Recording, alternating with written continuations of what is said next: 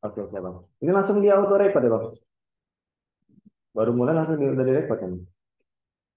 Bisa aku pause dulu.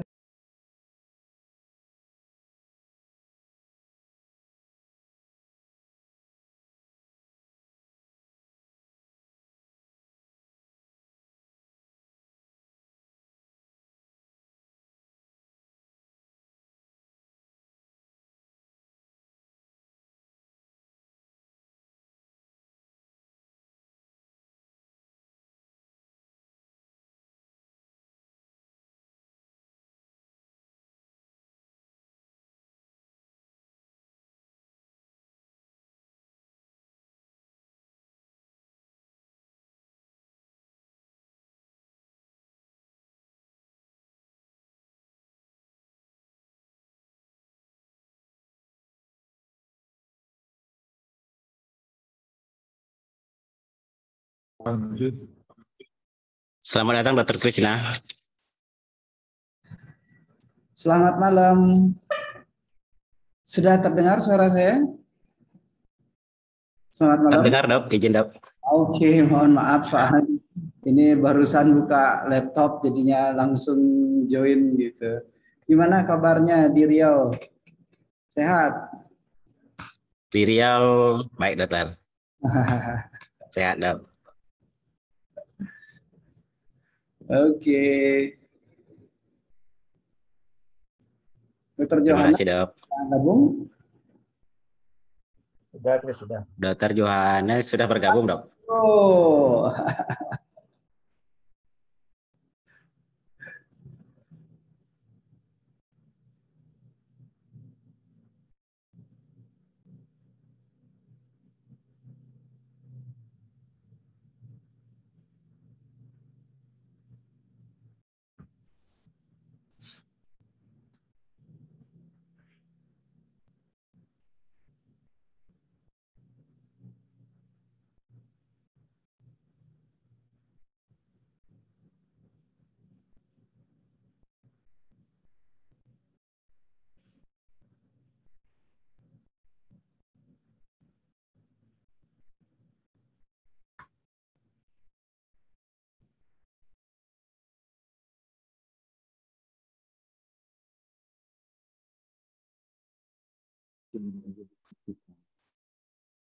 Izin dokter Krisna.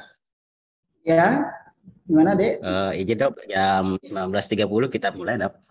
Oke, siap.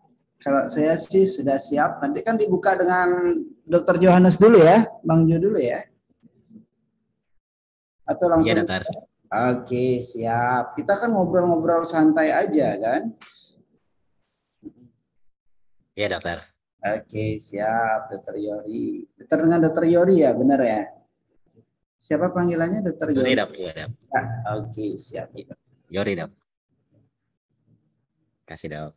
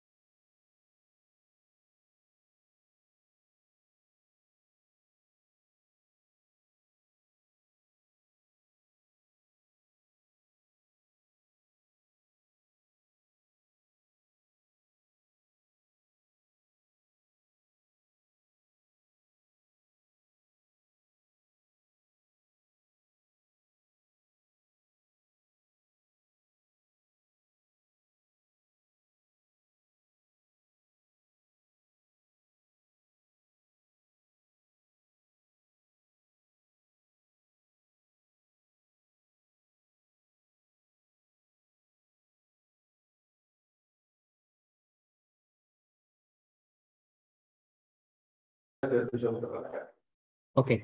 Selamat bergabung dokter Nobita. Selamat malam. Selamat malam Teh Novi. Selamat malam, Kak Krisna. Siap Teh. Saya masih nyetir, nanti mukanya nggak kelihatan kalau di-onin kameranya. Oh siap Teh, nun Teh. Senang Teh bisa sharing ikut di sini Teh di Undri. Iya, aduh senang banget ada Krisna. Ya, boleh gimana ini? Lanjut lagi sama MC? Oke siap Teh, nun Teh. Baik, Dokter. Sehat ya. Selamat malam, salam sejahtera untuk kita semua. Selamat datang seluruh peserta dan audiens Rinestesia. Acara kita malam ini dengan tema Burnout in Anesthesia, What Should We Do? Terima kasih atas kehadirannya pada kali ini bersama saya Dr. Yori Arsonton sebagai host kita pada malam hari ini. Pertama-tama saya ucapkan terima kasih dan selamat datang kepada pemateri kita di acara Rinestesia kita pada malam hari ini. Selamat malam, selamat datang Dr. Ida Bagus Krisna Jaya Sutawan, spesialis anestesi, konsultan neuroanestesia. Selamat datang Dokter. Selamat malam. Selamat malam, terima kasih. Selamat malam. Baik, terima kasih Dokter. Selanjutnya terima kasih kepada Dr. Novita Anggreni, spesialis anestesi, konsultan intensif care MKes yang telah hadir bersama kita pada malam hari ini. Dan tidak lupa kami ucapkan terima kasih juga kepada Dr. Johannes, spesialis anestesi yang telah bersedia hadir pada acara kita, yang selanjutnya akan memandu acara kita sebagai moderator kita pada malam hari ini. Tidak lupa saya ucapkan juga terima kasih kepada seluruh peserta yang telah bersedia hadir pada acara Rinestesia kali ini, acara rutin kita. Bagi peserta yang nantinya ingin bertanya, dipersilahkan untuk mengisi kolom komentar, atau bagi yang ingin bertanya secara langsung kepada pemateri kita, boleh menggunakan fasilitas raise hand pada acara Zoom meeting malam ini. Baik, untuk memulai acara kita malam hari ini, saya akan membacakan susunan acara kita malam hari ini. Pertama, akan ada kata sambutan yang akan disampaikan oleh Koordinator Program Studi Anestesiologi dan Terapi Intensif Fakultas Kedokteran Universitas Riau, Dr. Novita Anggreni, spesialis anestesi, konsultan intensif care MKes. Dan acara selanjutnya, materi inti kita yang akan dibawakan oleh expert kita yang sudah sangat berpengalaman di bidangnya. Acara ini nanti akan dipandu oleh Dr. Johannes, spesialis anestesi, sebagai moderator. Baik, selanjutnya kita akan mendengarkan kata sambutan yang akan disampaikan oleh Koordinator Program Studi Anestesiologi dan Terapi Intensif Fakultas Kedokteran Universitas Riau, kepada Dr. Novita Anggreni, spesialis anestesi, konsultan intensif care MKes. Kami persilahkan. Silakan, Dok. Ya. Assalamualaikum warahmatullahi wabarakatuh. Salam sejahtera untuk kita semua. Alhamdulillah kita bertemu lagi di dalam, walaupun ini ya online, kita bertemu kembali dalam acara yang digagas oleh PPDS Anestesi FK Undri dengan wadah bernama Rinestesi. Di sini, forum ini kita saling berbagi dan berbagi informasi, berbagi ilmu, dan berbagi pengetahuan dari tentu narasumber yang ahli di bidangnya. Mohon maaf sebelumnya, Dr. Krisna, Dr. Johannes, saya lihat ini udah cukup banyak yang join ya. Saya belum on kamera dulu, masih gelap, izin dulu. Senang sekali ini saya sampaikan sedikit bahwa Rinestesi ini dibentuk beberapa bulan yang lalu oleh forumnya Residen Anestesi Undri. Kita harapkan setiap bulan komit untuk terus mengadakan acara yang insya Allah bermanfaat bagi banyak orang. Untuk kali ini sedikit cerita, saya terus terang sangat berterima kasih nih kepada Dr. Johannes yang pertama kali memberi gagasan membahas tentang materi ini. Satu hal yang cukup baik sekali untuk diangkat gitu. Dr. Krisna sebagai narasumber sempat ngobrol sedikit, rupanya sudah memperhatikan dan bahkan sudah membuat penelitian singkat beberapa penelitian mengenai burnout pada anestesi. Jadi kita harapkan sama-sama malam ini kita mendengarkan paparan yang pasti sangat menarik ditampilkan oleh Dr. Krisna yang akan dipandu malam ini oleh Dr. Johannes, salah satu staf pengajar di Prodi Anestesi UNRI.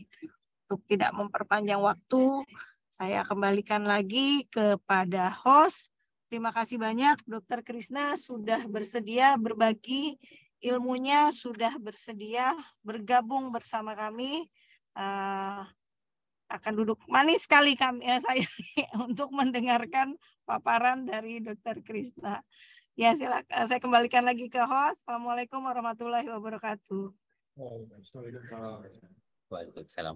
Baik, terima kasih Dr. Nurvita yang sudah memberikan kata sambutannya. Selanjutnya kita akan memasuki acara inti kita, di mana acara ini akan dipandu oleh moderator kita, yaitu Dr. Johannes, spesialis anestesi, bersama expert kita Dr. Ida Bagus Krisnajaya Sutawan, spesialis anestesi konsultan neuroanestesi. Kepada Dr. Johannes, spesialis anestesi, kami persilahkan untuk memandu acara kita malam hari ini. Silakan, Dok. Baik, terima kasih Dr. Yori. Assalamualaikum warahmatullahi wabarakatuh. Salam sejahtera untuk kita semua. Selamat malam bagi para peserta semua, baik itu PPDS dari UNRI ataupun dari Udayana. Suara saya terdengar ya? Terdengar, Dok. Oh ya, baik. Juga selamat bergabung untuk kawan-kawan spesialis anestesi yang lain dari Perdatin Riau ataupun dari anestesi dari bagian lain ya. Di sini juga ada teman-teman dari anestesi 21 nih, ada Dr. Erik, Dr. Siapa nih Chris? Banyak nih Chris, teman-teman Chris. Mudah-mudahan bisa nanti ada sharing ya di kita. Baik, pada malam hari ini kita akan membahas topik tentang burnout in anesthesia, what should we do gitu. Jadi memang burnout ini suatu hal yang akan dihadapi oleh dokter anestesi di kehidupan sehari-hari gitu. Nah, sebelumnya mungkin izin sedikit saya mau sharing dulu sedikit boleh ya izin ya sharing ini. Ya. Sudah terlihat? Sudah terlihat ya? Baik. Ini terlihat, Dok. Ya. Jadi kalau kita lihat seorang anestesi itu kan memang tenaga profesional ya yang bertanggung jawab terhadap perkembangan preoperatif ya. Dan anestesi itu memang penuh dengan stres gitu. Tapi ini akan kita hadapi. Kalau kita lihat dari ini, saya kutip dari majalah Career ya. Keuntungan dan kerugian menjadi dokter anestesi. Nah, ini penting. Apa yang akan kita hadapi? Kalau dulu hanya kerugian anestesi, mungkin ada keuntungan sedikit kita sebelum masuk ke masalah burnout ya. Ini kalau pertama, ini saya kutip dari majalah Career ya. Pertama, competitive salary and job security ya. Jadi di Amerika itu ahli anestesi itu mendapat gaji yang tinggi, tapi kalau di sini sepertiganya operator kali ya. Nah, mereka juga menikmati keamanan ya, keamanan dalam bekerja, karena semua rumah sakit itu butuh dokter anestesi. Nah, ini keuntungannya. Yang kedua, keragaman dalam praktek. Ya, kita lihat ini bahwasanya anestesi itu bisa bekerja di lapangan apapun, di lapangan manapun, baik itu pediatrik, ambulatori ataupun di dalam intensive care ya. Jadi beragam, pasien-pasiennya beragam, bermacam-macam ya. Kemudian yang kedua itu adalah fleksibel ya. Waktunya itu sangat fleksibel sekali. Jadi kita bisa mengatur waktu kapan kita bekerja, ini terutama untuk yang part time ya. Kalau di Indonesia yang part time ya. Kemudian kita lihat sedikit ya, agak kurang tanggung jawabnya pada pasien memang. Karena yang lebih utama di sini adalah operator. Ya, operator di sini yang penting kalau pada pasien. Ini keuntungan juga buat kita dari dokter anestesi. Kemudian masih dapat mengkontrol hidup ya. Jadi masih bisa ketemu keluarga, kalau mau bius ya bius, kalau enggak ya sudah gitu. Ya.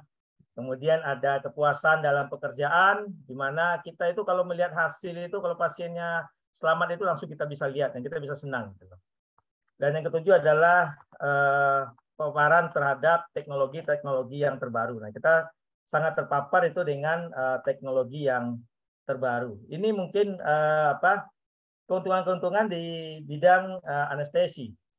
Tapi kita harus lihat juga bahwasanya apa itu kerugian di anestesi? Pertama adalah pendidikannya lama, ya 4 tahun sih ya, dari dokter umum, dari SD segala macam, ini diukurnya dari SD, SMP, SMA, dokter umum dan jadi spesialis anestesi mungkin termasuk lama gitu ya untuk menjadi dokter anestesi. Yang kedua tekanan ya, yang kedua itu adalah tekanan. Nah, ini kita akan menghadapi tekanan-tekanan dalam menangani pasien akut dan kritis. Kesalahan kecil aja itu bisa mengancam jiwa. Nah, ini juga sangat mempengaruhi oleh dokter anestesi.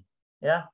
Kemudian schedule yang berubah. Nah, kita sudah datang jam 8, ternyata operasi diundur jam 10. Nah, ini juga bikin kita stres gitu. Nah, ini ya kerugiannya. Kemudian ada ya kuranglah apresiasi dari rumah sakit ya, anestesi apalah gitu ya, karena kontak kita terhadap pasien itu sedikit sehingga kita agak kurang dihargai. Dan ini berhubungan dengan kekuatan kita untuk bergaining, nah itu agak berkurang. Dan yang keenam kerugiannya itu adalah potensial stresnya tinggi. Nah ini yang akan kita bahas nanti tentang potensial stresnya. Di mana seorang anestesi itu merawat pasien yang berisiko tinggi ya, dia akan memastikan keselamatan mereka dalam kondisi kritis. Dan diharapkan mempunyai keputusan yang cepat dan tepat ya, bekerja di bawah tekanan. Kadang-kadang berjam-jam ya, overtime yang seringnya itu kita adalah overtime, sehingga banyak dari anestesi itu yang mengalami potensial untuk burnout. Nah, ini dari saya ya sedikit dari Medscape ya. Medscape ini di-upload 18 Februari 2022. Seperempat deh, 1 dari 4 anestesi itu secara klinik itu depres. Nah, ini penting. Nanti kita minta ke Dr. Krishna untuk membahas lah ya tentang bagaimana burnout di anestesi. Mungkin sedikit saja ini dari saya. Selanjutnya kita akan kembali ke Dr. Krishna. Mungkin minta tolong dulu Dr. Riri, ada kurikulum vitae mau Dr. Krishna yang mau kita sampaikan. Saya di sini juga tidak ada ternyata. Baik, dokter. Baik, ini kurikulum vitae dari dokter pembicara kita, nama Dr. Ida Bagus Krishna Jayastawan ya, dari anestesi dan intensive care Fakultas Kedokteran bagian anestesi ya, FK dari Udayana ya. Tamat anestesi itu tahun 2012 ya Chris ya, 2012, dan menamatkan, tolong ke atas lagi, belum ya di atas. Oke.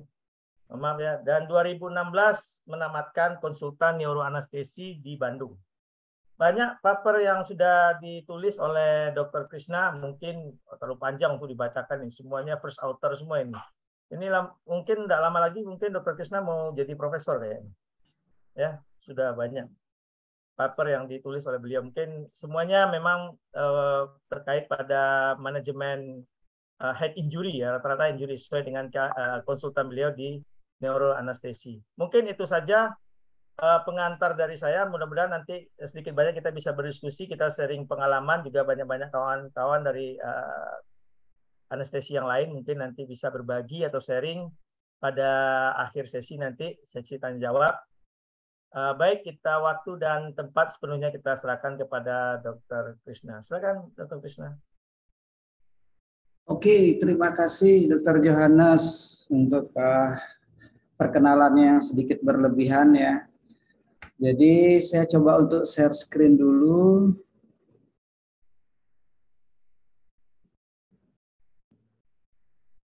Oke, share screen-nya sudah terlihat Dr. Johannes? Sudah.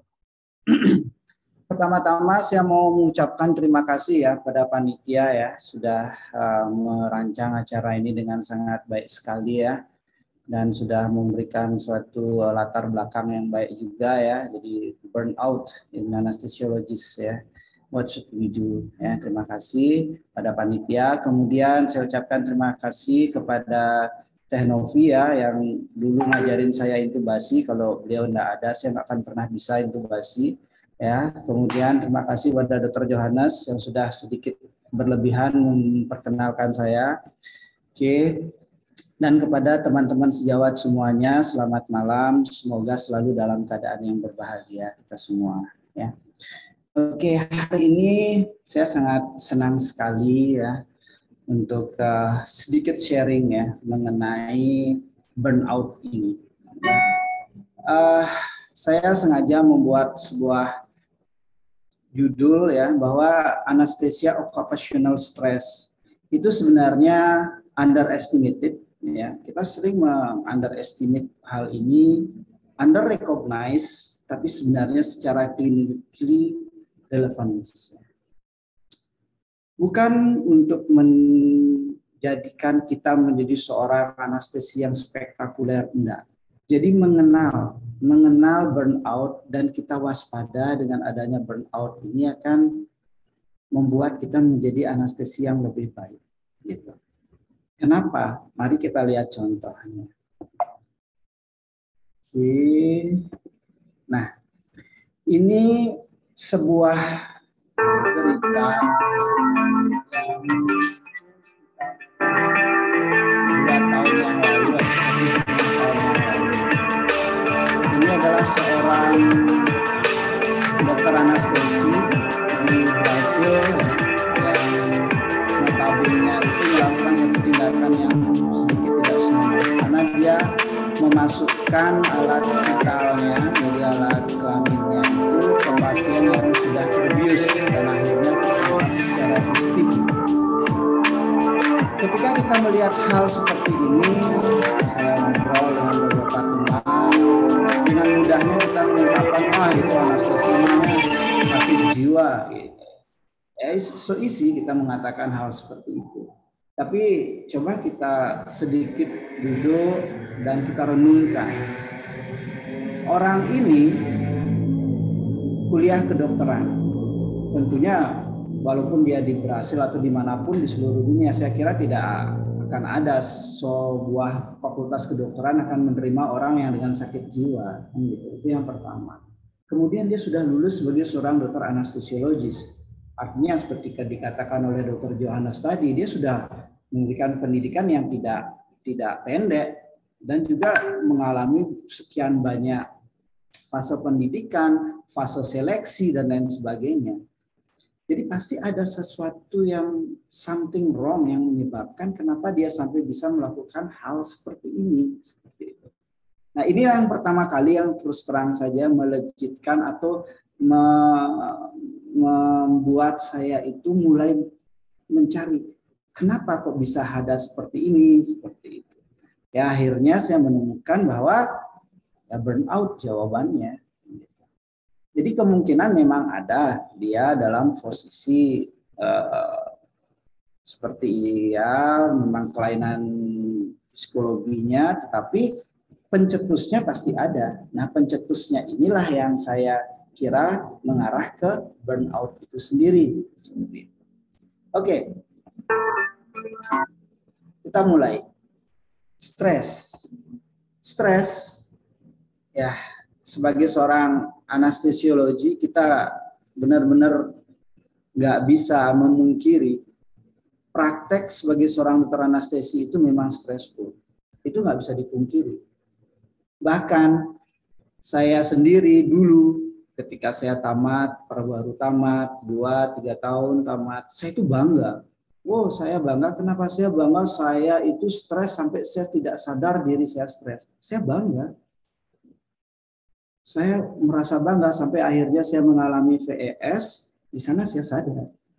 Well, we just a human, not more than human. Gitu.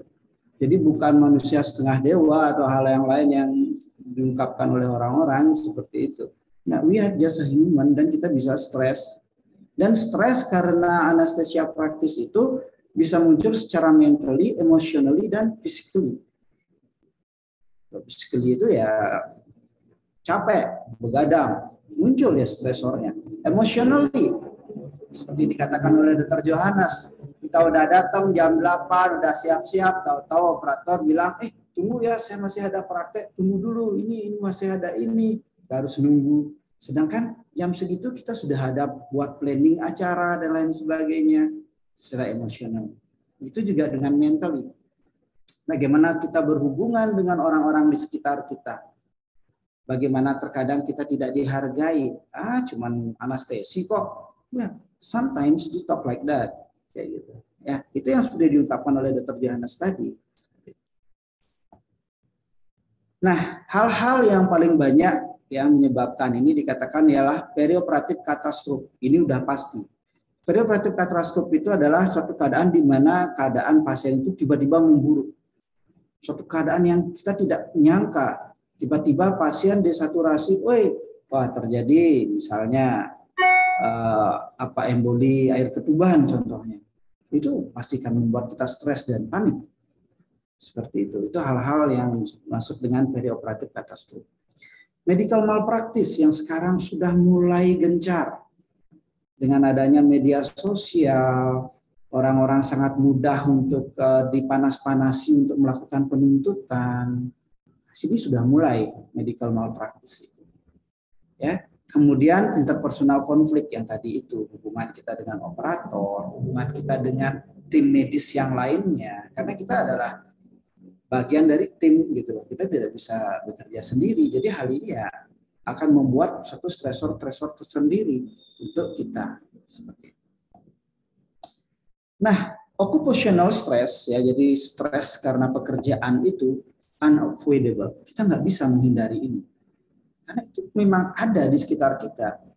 Gitu loh. Mau nggak mau ya itu memang resiko yang harus kita ambil. Gitu. Walaupun stres dalam suatu konteks yang baik itu dia bisa memunculkan eustress atau motivating. Nah, nanti saya bahas mengenai ini. Ini suatu konsep yang lumayan berkembang ya. Kemudian, namun jika dia sudah melebihi kapasitas kita dalam menerima stres itu, maka dia akan menimbulkan poor mental and physical health accident seperti burnout itu sendiri.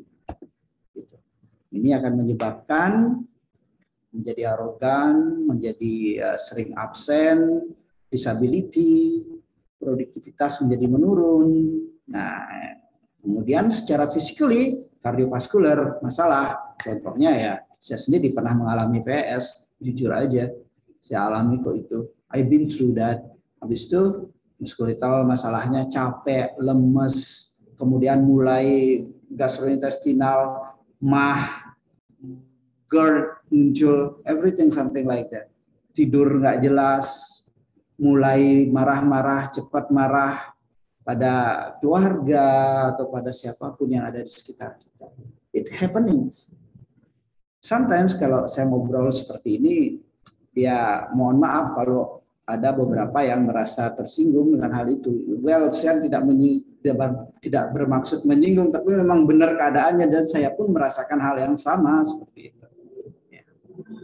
Nah, ya walaupun ya untuk beberapa orang exceptional persons itu memang mengatakan stres itu menjadi suatu recreation gitu ya. Itu ya mungkin saya pernah bertemu dengan beberapa senior yang mengatakan secara nyata-nyata kalau saya lagi stres, saya begini ngebius gitu. Nah, nanti saya ceritain juga alasannya kenapa bisa seperti itu. Nah, yang begitu saya ingin mendalami hal ini, akhirnya saya dapetin jawaban-jawabannya gitu loh. Oke. Nah, ini yang saya katakan mengenai stres. Ini framework terhadap stres.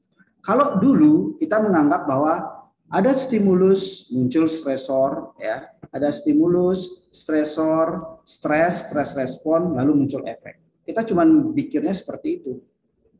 Kemudian mulai berkembang bahwa ada stimulus dulu yang menyebabkan stresor, kemudian dia akan mempengaruhi hemostasis tubuh.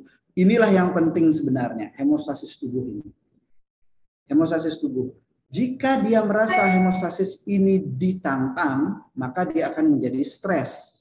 Tetapi kalau dia merasa tidak ditantang hemostasis tubuh itu, maka dia menjadi tidak menimbulkan stres. Nah, yang terbaru adalah yang ini. Jadi framework yang sekarang itu adalah munculnya seperti ini. Begitu ada suatu stimulus, dia akan menyebabkan suatu stresor. Stresor ini akan dimanipulasi atau akan diterima oleh hemostasis tubuh. Jika stresor tersebut dianggap tidak cukup atau inadequate, maka dia akan menjadi sustres. Ya, jadi ini akan memberikan suatu efek yang weak. Nah, ini yang saya ceritakan. Tetapi jika stresor yang datang itu dianggap sebagai mild challenge, jadi suatu tantangan kecil, satu tantangan ringan terhadap hemostasis tubuh, maka dia akan menjadi eustress. Eustress bila yang kita cari. Jadi manusia itu harus diberikan stres, tetapi yang ada dalam batas hemostatis tubuhnya dia. Seperti itu. Jadi itu intinya di sini. Jadi dia akan memberikan eustress dan inilah yang akan memberikan benefit. Inilah yang menyebabkan stresor-stresor yang kita terima itu membuat kita menjadi lebih baik. Contoh, ketika kita dapat menerima pasien, datang pasien, kita spinal, habis spinal tiba-tiba tekanan darahnya turun, habis kita pasti stres kan, pertama-pertama apalagi awal-awal lihat, stresnya kenapa turun nih? Akhirnya kita pakai ephedrine, ya, akhirnya balik dia. Ini kan memunculkan eustress. Dia challenge terhadap stresor, maksudnya hemostasis tubuhnya kita, tetapi kita mampu mengatasinya dengan baik. Maka dia akan menjadi benefit. Dia akan menjadi sesuatu yang meningkatkan ininya kita, kemampuannya kita. Yang bermasalah adalah yang ini. Ketika challenge itu begitu kuat dibandingkan dengan hemostasis yang kita punya, ini yang menjadi distress. Nah, jika muncul distress ini akan memberikan severe stress response yang menyebabkan damage. Inilah yang akan menyebabkan damage. Nah, jika terjadi distress, maka ini proses-proses bagaimana stres itu muncul. Jadi pada saat pre-stage stage, kemudian akan muncul alarm stage. Kenapa saya menceritakan ini? Ini sebenarnya dikenalkan oleh Hensley pada tahun 1936, General Adaptation Syndrome. Ini sudah lama sekali ilmunya. Tetapi saya kira ini suatu hal yang sangat menarik. Kenapa? Untuk kita kenali. Kenapa? Karena supaya kita tahu kapan diri kita mulai dalam keadaan distress. Kita yang harus mengenali. Kita yang harus listen to our body. Listen to our mind. Dengarkan diri kita. Jadi kalau sudah mulai ada proses-proses fight or flight response ya seperti dilated pupil, heart rate-nya mulai meningkat, ini kita harus sudah mulai tahu, ini alarm signs. Jika proses ini dibiarkan kita terus pacu ya, maka dia akan berubah menjadi seperti ini, mulai headaches, mulai sleepiness, mulai sad, mulai frustasi, konsentrasi mulai menurun. Itu akan terlihat banget, ternyata banget. Kalau teman-teman, adik-adik sedang memperhatikan diri sendiri, ini akan terasa banget.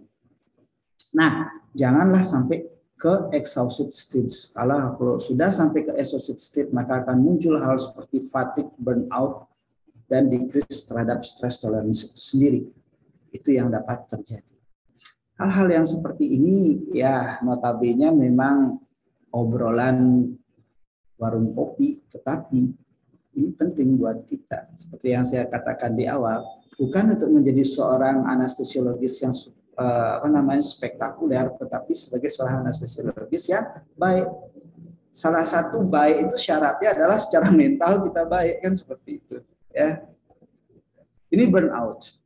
Jadi burnout itu, apa itu burnout sebenarnya? Burnout itu adalah suatu capek, kelelahan dalam fisik dan emosional ya, dan atau emosional yang akhirnya menyebabkan kita mengalami suatu depersonalization, low sense of personal accomplishment. Jadi merasa frustasi, merasa diri rendah, kemudian capek dan merasa tidak berguna dan lain sebagainya. Yang disebabkan karena prolonged stress atau frustration.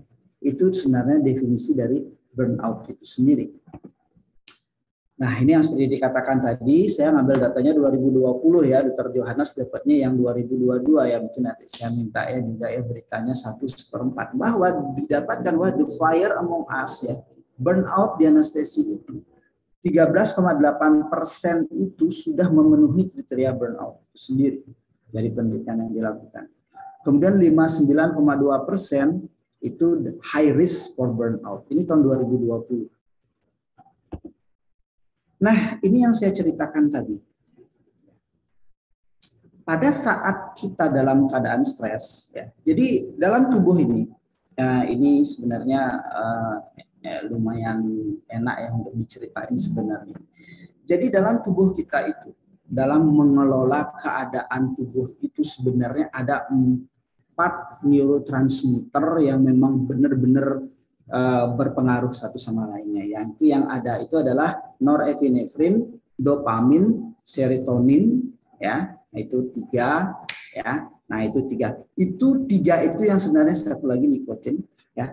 Satu lagi ya, itu reseptornya saja, tapi itu agak terpisah harus diceritain. Jadi tubuh kita itu memberikan suatu respon itu seperti inverted U-shape.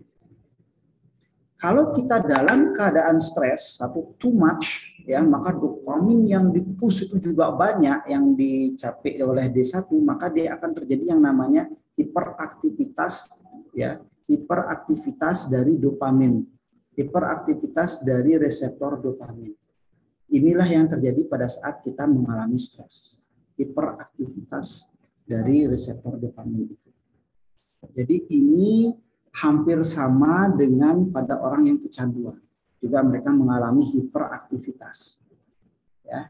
Cuman bedanya dopamin itu ada 5 reseptor ya, ada reseptor dopamin D1, D2, D3, D4 sampai D5. Kalau untuk orang kecanduan itu lebih cenderung ke D5, sedangkan kalau yang untuk stres itu dia lebih ke D1. Untuk attention, hubungannya dengan perhatian ya. Nanti kita akan hubungin dengan stres itu. Nanti inilah yang berpengaruh dengan adanya suatu gangguan attention. Ketika kita stres, attentionnya kita pasti akan menurun.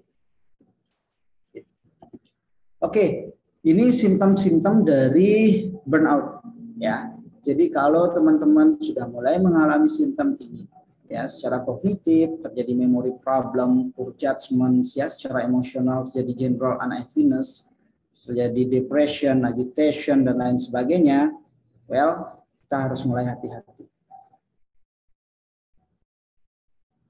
Percayalah, tidak ada satupun orang di luar sana yang akan bisa mengenali diri kita selain diri kita sendiri. Gitu. Emang benar, di sana banyak ada psikiater, di sana ada banyak psikolog, tapi mereka tidak akan mengatakan apa-apa. Mereka tidak akan pernah berani untuk mengungkapkan, oh kamu dalam keadaan cemas loh sekarang, kamu dalam keadaan depression loh sekarang. Enggak. Only we know. Hanya kita yang tahu. Di sanalah pentingnya kita. Ya, kalau secara fisikal, kalau sudah mulai diarea, konstipasi, chest pain, ya udah. Kehilangan nafsu seksual itu salah satunya efek-efek dari burnout itu sendiri. Ya.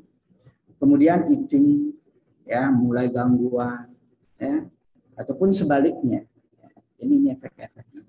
Lalu apa aja pengaruh dari burnout ini terhadap health? Yang pertama, angka kejadian bunuh diri, ya itu akan mulai meningkat. keinginan untuk melakukan bunuh diri, ya, ide-ide untuk melakukan bunuh diri, mulai low esteem semacam seperti itu. Kemudian kemungkinan medical practice, karena kalau sudah burn out, kita capek, maka otomatis kita tidak akan konsentrasi mengerjakan pasien. Maka kemungkinan kita melakukan atau kemungkinan kita melakukan kesalahan-kesalahan itu akan meningkat. Ya, belum lagi efek-efek pada fisikal ya, seperti kardiovaskuler, muskuloskeletal, dan yang paling mengerikan sih sebenarnya itu adalah substance use disorder ini. Karena ini sudah mulai banyak bermunculan. Ya. Dan ini khusus untuk substance use disorder ini itu adalah tugas kita bersama sebenarnya untuk saling mengingatkan dan saling memperhatikan satu sama lainnya. Bukan memata-matai, tetapi melihat. Kalau sudah mulai menemukan teman-teman atau ya ada sejawat, sekolega yang memiliki efek-efek seperti yang ini, maka kita harus mulai hati-hati. Kemungkinan dia sudah mulai mengalami burnout yang efek sampingnya muncul dengan cara berusaha untuk mengambil atau menggunakan obat-obat ya yang biasa kita gunakan, terutama yang paling nyaman kan petidin biasanya dipakai paling senang obat. Karena dia memberikan efek euforia yang paling enak. Rasa hangat, euforia, dan lain sebagainya. Nah, inilah. Dan saya juga pernah beberapa kali ya residensi menyaksikan sendiri beberapa teman-teman yang sampai menggunakan atau substance use disorder. Jadi jangan menganggap hal ini jauh. No, itu ada di antara kita. Oleh karena itu, kita harus waspada dengan hal itu. Ya. Ini tahun 2022 ya, Anesthesiologist Lifestyle and Burnout Report ya. Jadi dia buat ini. Nah ini kalau dilihat, jadi si Medscape ini, Medscape dia yang buat ya, dia jadi buat sebuah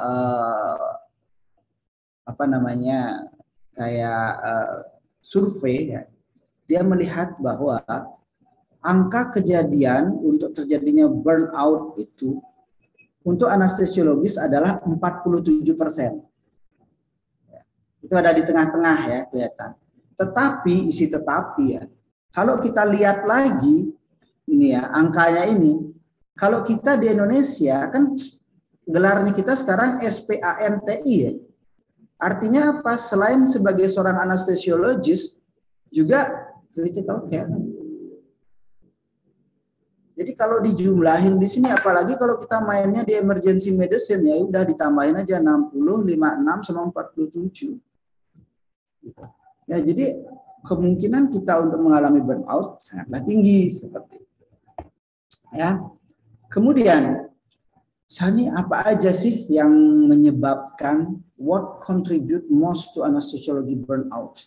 Ini biasanya yang katakan tadi ya, hubungan dengan kita dengan tim dan lain sebagainya itu lack respect from administrator, employers ya. Jadi hubungan dengan tim-timnya kita, dengan rumah sakit dan lain sebagainya. Ini yang paling sering biasanya menyebabkan stresor yang kita kayaknya nggak ada jalan keluar lah untuk itu seperti itu ya. Kemudian kerja yang terlalu banyak ya, overtime dan lain sebagainya ya. Stres dari treating COVID-19 itu sangat rendah, tapi yang paling tinggi itu yang ini sebenarnya. Jadi mereka itu kan sebenarnya ini Medscape ini buat survei ini kan karena COVID-19 itu. Ya, jadi, tapi mereka akhirnya menemukan ini yang lumayan menyebabkan anestesiologis itu mengalami burnout. Kemudian apa yang dilakukan? What should do? Nah, jadi orang-orang anestesiologis itu juga ditanya, kalau kamu mengalami burnout atau sudah mulai keadaan stres, apa yang kamu lakukan? Ternyata yang paling banyak itu yang mereka lakukan apa? Exercise yang paling banyak. Ya, jadi exercise ya yang paling banyak dilakukan itu ya memang exercise ya. Kita coba aja kalau kita kan ada anesthesia lari kan, lari kita main basket dan lain sebagainya. Ya, that's right. Itu yang paling banyak sebenarnya dilakukan, tetapi ya notabene kita juga harus melihat sejauh mana kita bisa menggunakan itu. Ya, nanti kita ceritain lagi. Kemudian family times. Ini sebenarnya yang lumayan bagus ya, family times ini. Kemudian hobbies ya. Kita hobinya apa? Entah itu main game dan lain sebagainya. Tetapi hal ini juga harus benar-benar diperhatikan. Karena apa? Karena begitu kita masuk ke salah satu dari hobbies ya, dan kita agak terlena di sana, maka akan muncul permasalahan yang selanjutnya, kecanduan game contohnya. Well, muncul masalah yang baru di sana. Nah, itulah kenapa dikatakan harus bisa balance di sini. Ya. Sleep, ya, get enough sleep. Ini hal-hal yang biasanya mereka lakukan, ya. Makan makanan yang enak, ya, atau healthy diet boleh itu biasanya. Nah, yang bermasalah adalah yang ini. Saya yakin dari semua itu sebenarnya yang inilah yang paling banyak sebenarnya, ya. Fantasy message, jacuzzi, dan yang paling parah adalah selingkuh itu sendiri. Kita nggak usah menutup mata dengan hal itu. Well, kita lihat aja, sambil lihat, sambil ya kita tahu it's happening in us. Ini akan memunculkan masalah-masalah baru tentunya. Jadi ya mau bilang apa ya, memang itulah kenyataannya gitu. Oke, jadi ya memang kita harus cari jalan keluarnya. Ya. Nah, itu adalah bagaimana cara anestesi untuk melepas stres. Ya. Terlepas dari itu apakah yang dilakukannya itu positif atau negatif, tapi yang jelas itu cara seorang dokter anestesi atau anestesiologis yang ada di ini ya, yang ada di di survei ini untuk melepas stresnya mereka. Tetapi ingat, ketika kita melepas stres dengan melakukan olahraga, maka kerjaannya kita tidak selesai. Setelah olahraga, kita harus balik lagi ke pekerjaannya kita sebagai seorang anestesiologis, walaupun ya paling enggak ya lebih segar sedikit ya, karena sudah dapat refreshing dan lain sebagainya. Cuman permasalahannya akan muncul lagi. Oke, hari ini jam 7 saya mau olahraga. Saya mau lari. Tiba-tiba sudah pakai sepatu, sudah enak, mau lari, kring, situ. Saya harus ke rumah sakit. Itu stresnya double. 1, stres okupasional. 2, marah luar biasa karena nggak jadi lari. Nah, itu times masalah. Ya, itu mulai muncul masalah. Kemudian yang kedua adalah apa pekerjaan, bagaimana kita pada saat bekerja ini bisa mengurangi stres juga. Ya. Nah, ini 30% orang menggunakan ya anestesiologis itu dia dengan cara apa? Ya, cara gampangnya aja, potong jam kerja. Ya, kalau mereka di sana kan gampang ya. Jadi mereka saya mau kerja cuma sehari sekian jam dan lain sebagainya masih bisa. Tapi kalau kita di sini memang agak susah, apalagi kalau kita di perifer, kita di ini yang cuma ada anestesi 2 atau 3 atau macam seperti itu ya susah kan ya, mau nggak mau, apalagi yang tadi residensi contohnya ya susah. Nah, akhirnya yang menarik buat saya itu adalah ini, participate in meditation or other stress reduction technique. Jadi ini stress reduction technique ini yang menarik buat saya. Jadi kalau misalnya bisa seperti ini, artinya kita bisa mengaplikasikan ini sambil kita bekerja. Gitu. Jadi kerja dapat, kemudian saya ininya juga dapat. Ya, itu pikiran saya. Ini kok menarik juga ya. Ya, yang ini how to manage ya. Jadi akhirnya saya search. Ternyata beberapa orang ya, beberapa ini yang lumayan ini juga ya, kayak ini contohnya yang dilakukan oleh Philip. Ini dipublishnya itu di Science Direct ya, di Journal of Anesthesia ya, yang tahun 2021. Science Direct ya. Jadi dia bilang the impact of smartphone meditation application on anesthesia training well-being. Lumayan katanya dapat menurunkan. Kemudian ada mindfulness based stress reduction. Ini juga bisa katanya menurunkan burnout. Kemudian ada seorang profesor ya, namanya Profesor Alison. Dia juga mengatakan, dia membuat suatu ini ya di acara IARS ya, jadi acaranya untuk ASA itu, pertemuannya ASA. Kalau kita kan di sini PIB ya, Pekan Ilmiah Berkala itu. Kalau ini mereka nyebutnya IARS itu ya, yang ada di sana. Dia menyebutkan bahwa salah satu hal yang bisa digunakan itu adalah mindfulness, yaitu mindfulness based intervention.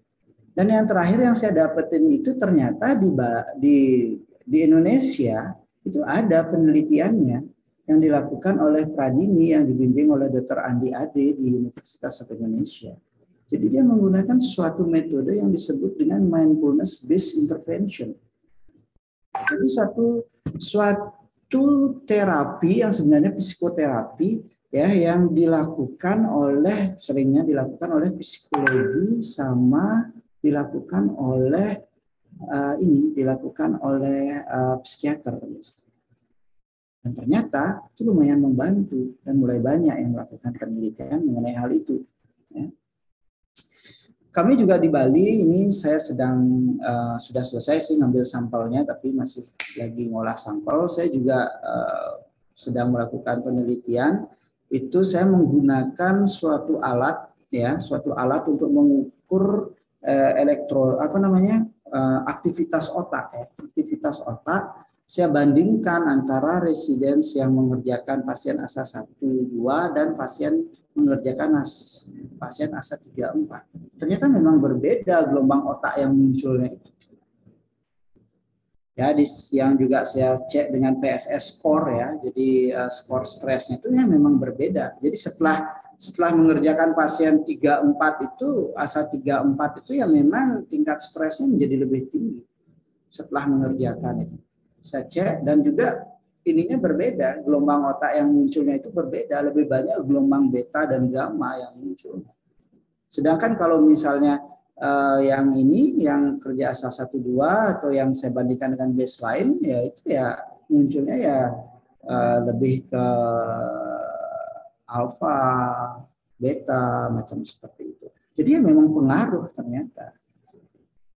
Nah, hal itulah yang membuat saya semakin, oh ya ini ada sesuatu yang menarik buat saya gitu. Akhirnya saya mencari ini. Jadi saya menemukan akhirnya ini suatu artikel ya yang dibuat oleh Robert Holzmans ya.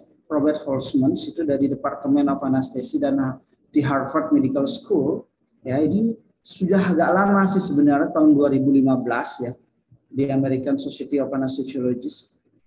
Jadi dia menemukan bahwa memang mindfulness itu bisa diterapkan sebagai seorang anestesiologis dan ini sangat membantu untuk menurunkan angka kejadian burnout itu sendiri gitu. Ya cuman ya seperti yang saya ungkapkan di awal bahwa karena burnout ini ya underestimated dan under recognized, jadinya ya nggak berkembang gitu ya. Mungkin ya orang-orang yang memang ingin lebih dalam aja yang dapat ngelihat, maksudnya yang memperhatikan hal-hal seperti ini ya. Jadi mindfulness ini ya tidak seperti yang kita pikirkan ya, suatu meditasi yang notabene biar bisa terbang atau bisa awaken kundalini atau ilmu-ilmu seperti itu is not like that gitu loh. Ya bukan itu. Jadi saya coba mencari apa aja sebenarnya mindfulness praktis itu. What is it gitu. Ternyata mindfulness praktis ini adalah sebuah metode ya yang notabene pertama kali ya dibawa ke dunia medis itu oleh John Kabat-Zinn ya pada tahun 1980-an. Ya, jadi dia itu adalah seorang profesor ya di Massachusetts Medical School ya, dan dia yang juga membuat stress reduction clinic ya di Center Mindfulness di Medicine, dan juga dia yang mengembangkan pertama kali founder dari mindfulness based stress reduction. Jadi yang dia katakan mindfulness itu adalah awareness yang datang ya, yang muncul dari kita memperhatikan secara sengaja, memperhatikan keadaan di sekeliling kita saat ini, in a present moment, tanpa menghakimi itu baik atau buruk dan sebagainya. Itu yang disebut oleh Jon Kabat-Zinn ini. And sometimes he had yang menambahkan dan mengerti dan lebih bijaksana dan membuat kita lebih mengerti diri kita dan menjadi lebih bijaksana, itu sih yang dia. Jadi yang saya ingin ungkapkan yang pertama di sini itu adalah kata paying attention, artinya lebih perhatian. Dengan sengaja kita lebih perhatian dengan situasi atau keadaan di sekitar kita dan juga di dalam diri kita, tubuh kita. Itu yang dia ungkapkan di sini gitu. Jadi oleh Jon Kabat-Zinn ini, ya, tanpa kita menghakimi gitu. Saya juga bingung nih apa maksudnya gitu, kata-katanya belum. Jadi yang dia maksud di sini itu adalah selama kita ini, selama ya kita biasalah kita menjalani kehidupan ini, selama ini kita itu terlalu sibuk dengan keadaan-keadaan yang ada di luar kita. Kita melakukan segala sesuatunya seperti autopilot, kerja, tiba-tiba kita nggak sadar, oh udah jam segini.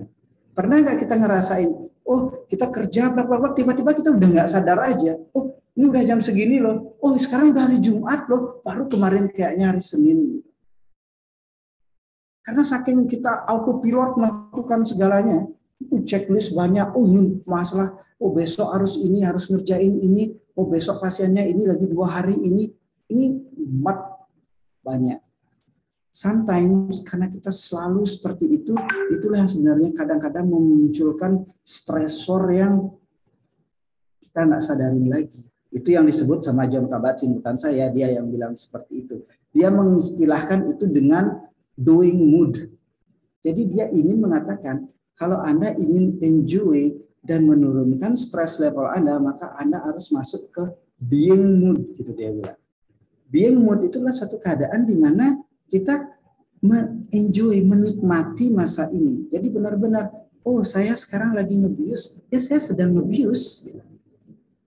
Oh, ini saya masukin obat ini memunculkan efek seperti ini pada pasien ini.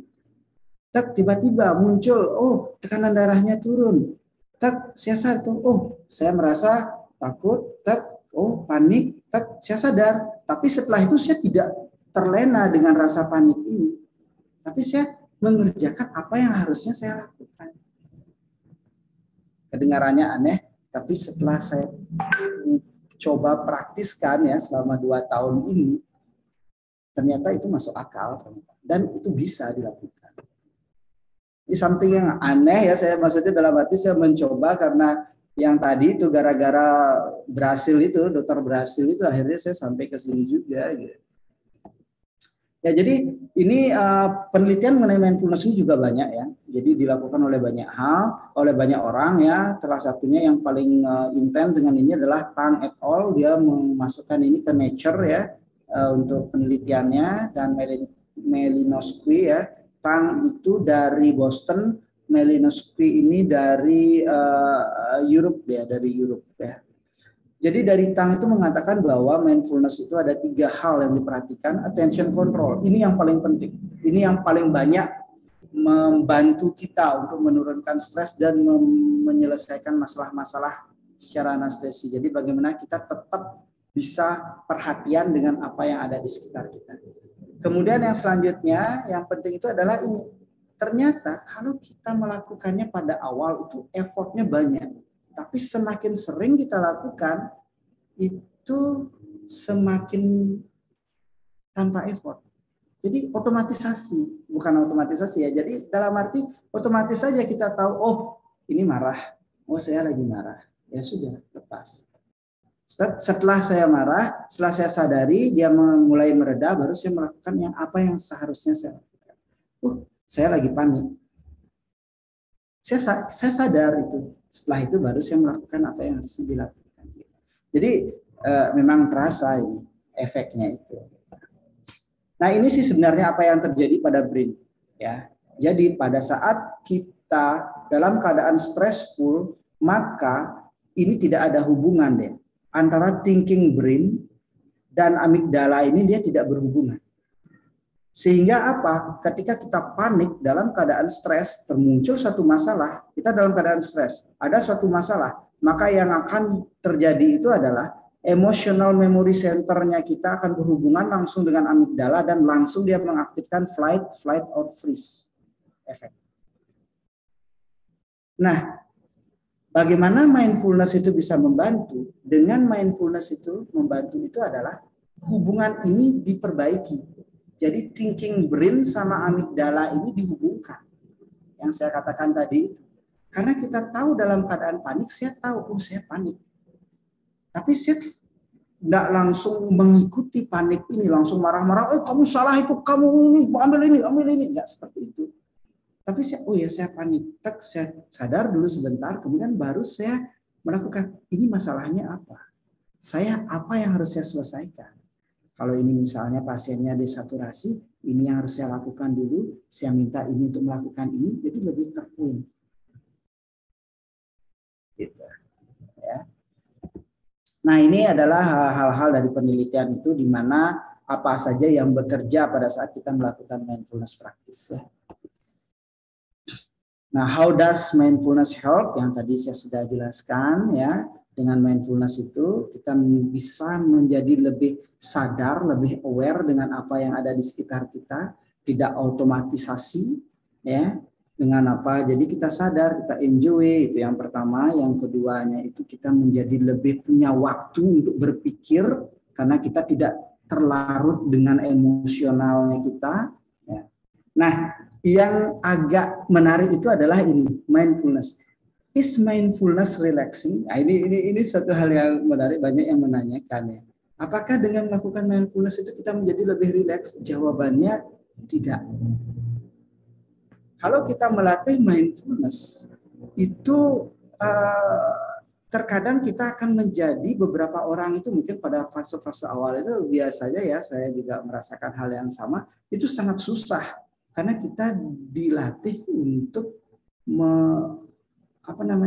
menyadari pikiran yang notabene sangat aneh. Pikiran sendiri itu kita lihat, sampai kita tahu bahwa ternyata pikiran itu muncul, berlangsung, dan kalau kita diamin aja dia akan hilang dengan sendirinya.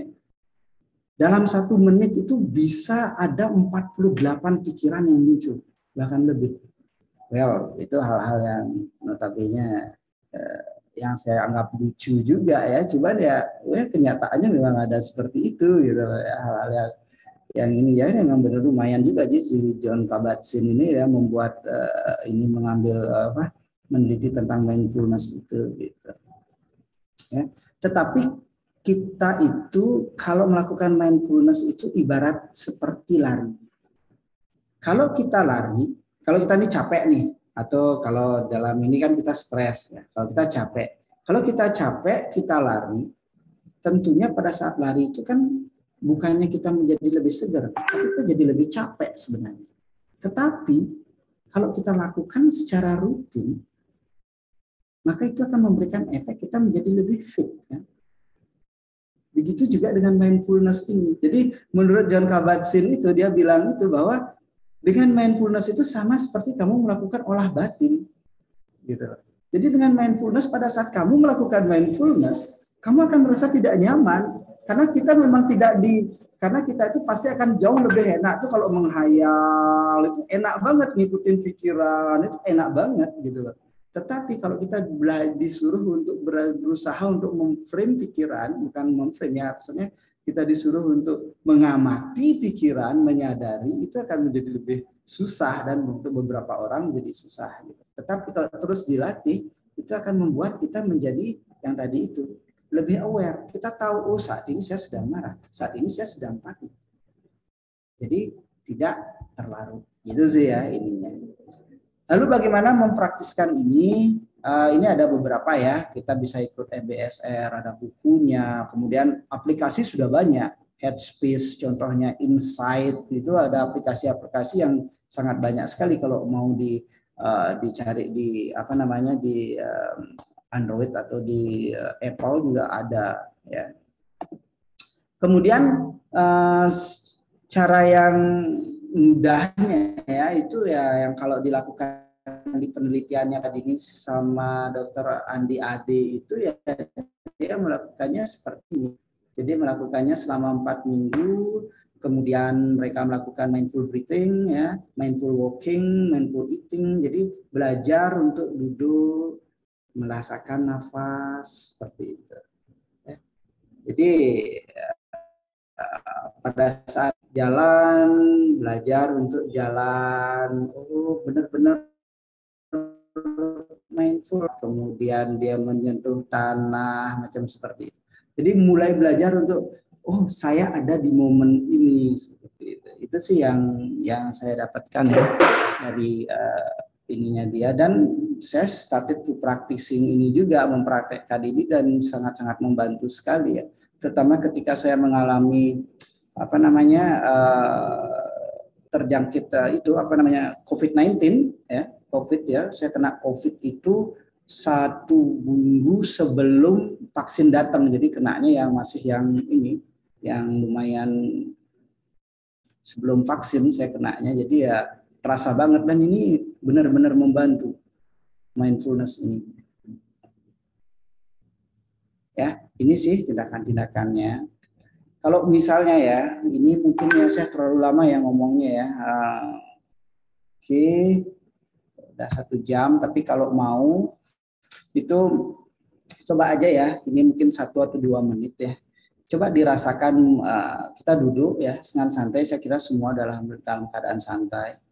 Coba kita tarik nafas dan rasakan, cuman tarik aja, tarik nafas. Coba kita fokus ya, kita coba perhatikan ke nafas.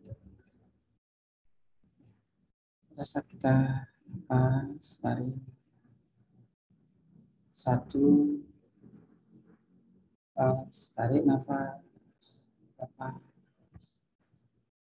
Pada saat nafas keempat, ke-6, itu akan muncul pikiran, distractions. Nah, distraction inilah sebenarnya objeknya. Kita sadari itu. Kemudian setelah kita sadari distraction itu, jangan diberikan energi, kemudian pelan-pelan kita balikin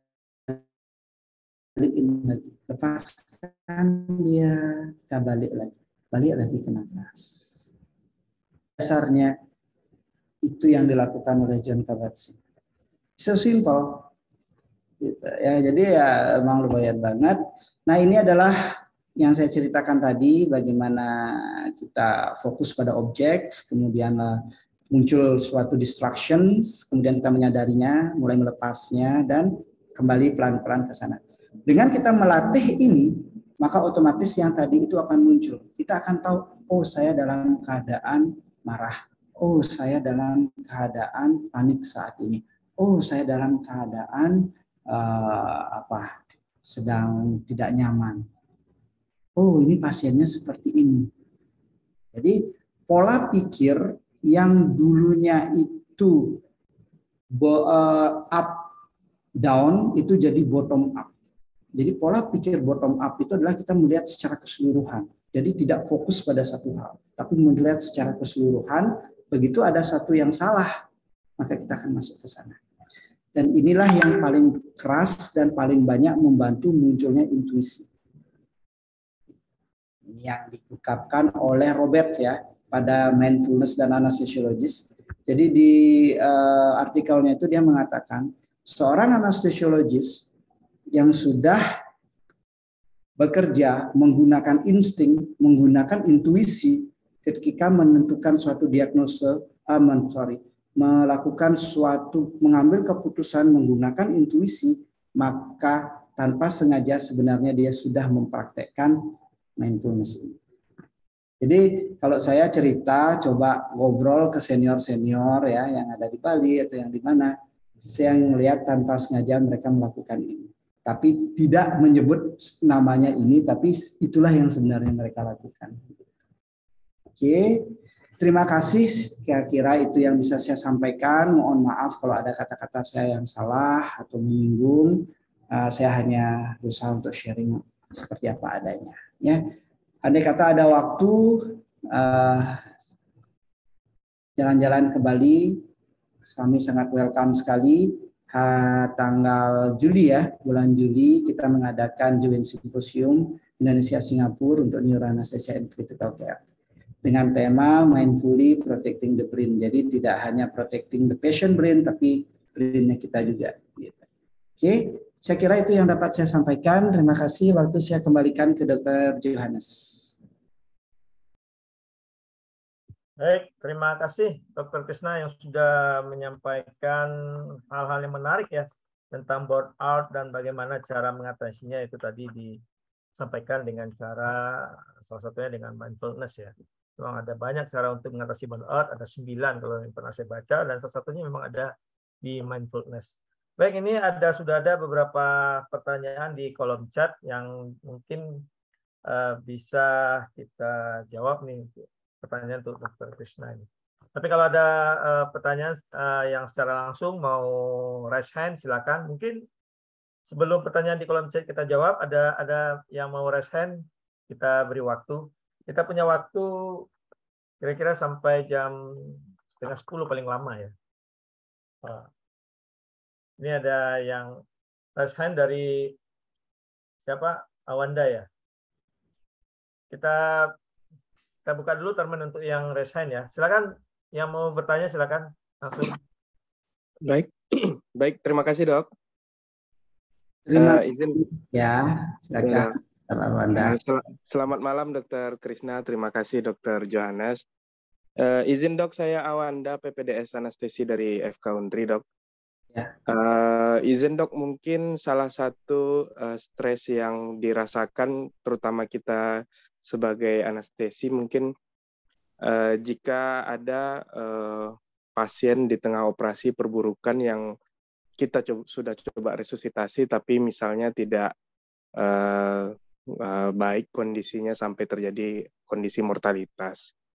Dan di kemudian hari kita mendapatkan pasien yang mirip-mirip kondisinya dok, risiko tinggi, mirip-mirip tindakan operasinya, itu pasti akan ada ingatan kejadian beberapa minggu sebelumnya atau beberapa hari sebelumnya tentang pasien yang sama. Sampai ada rasa takut kalau untuk memulai tindakan anestesi pada pasien tersebut, sampai kita juga edukasi berulang kali ke keluarga.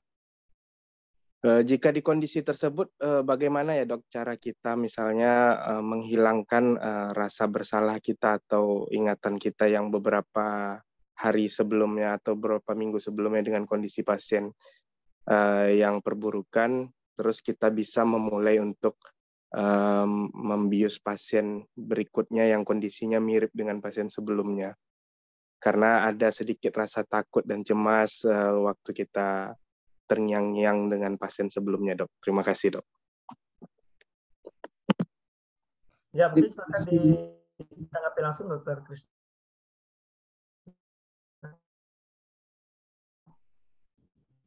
Ya, terima kasih. Suatu pertanyaan yang bagus banget ya. Boleh saya share screen lagi sekali ya? Sambil jawab ini ya, untuk ini ya. Silakan. Nah.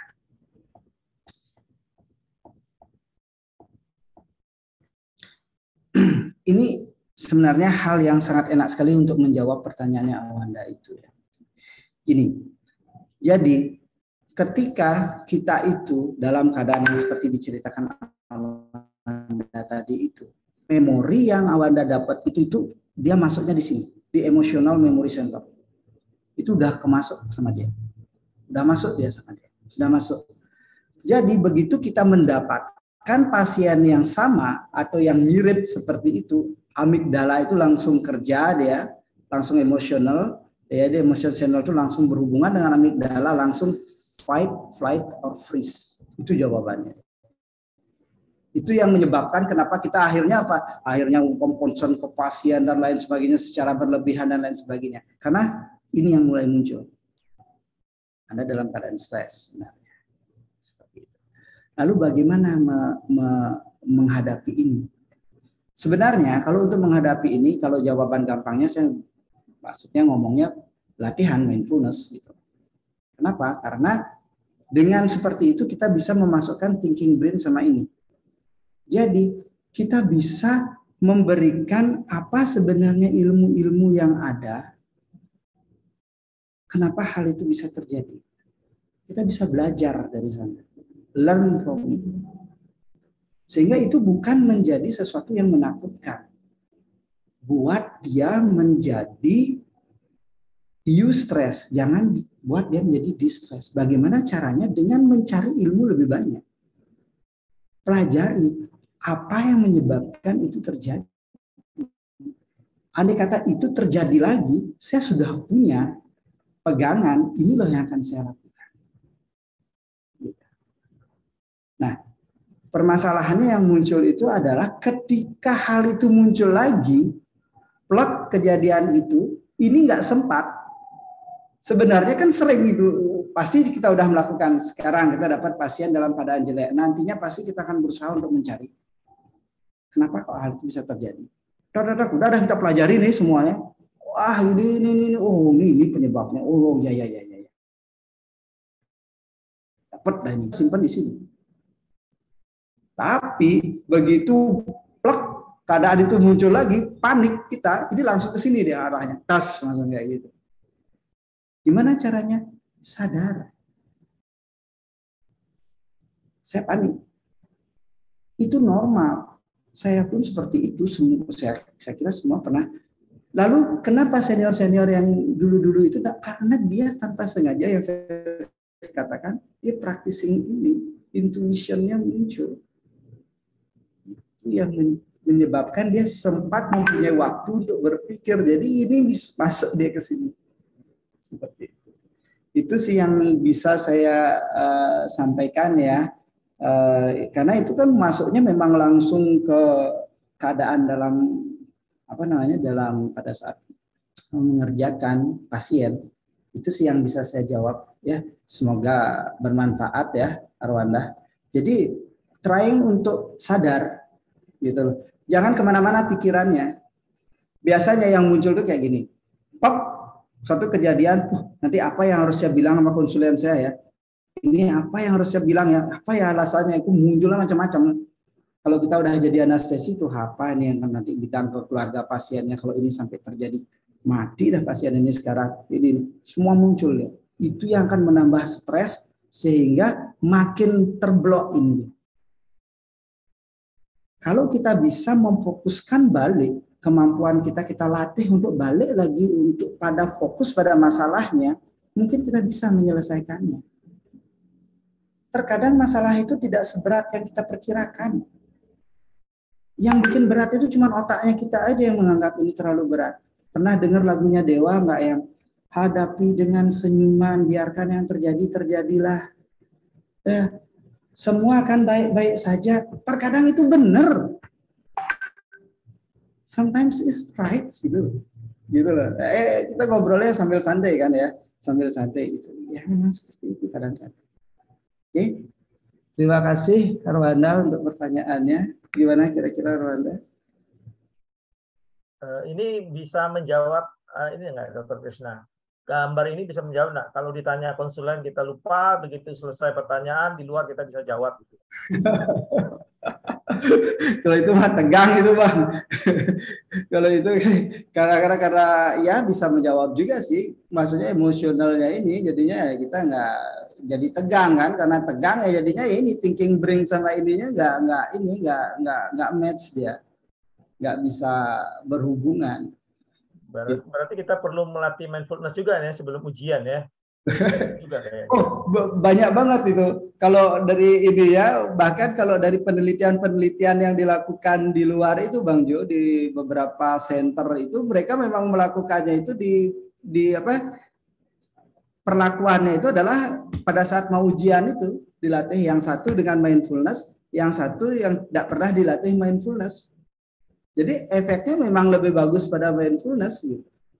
Yang dilatih mindfulness sebelumnya itu berapa 3 minggu sebelumnya atau 4 minggu sebelumnya dilatih untuk attention fokus aja, nggak sampai yang berat-berat banget. Yang attention fokus aja yang awal-awal itu, yang cuman eating apa tuh yang sederhana-sederhana seperti itu efeknya lumayan membantu. Jadi yang ini lebih bagus dia dalam mengerjakan examnya gitu. Baik, terima kasih. Ya, baik. Selanjutnya masih ada yang mau raise hand atau kita jawab pertanyaan yang ada di kolom chat. Silakan minta tolong. Oke. Ya, di kolom chat ada. Ya. Olahraga apa?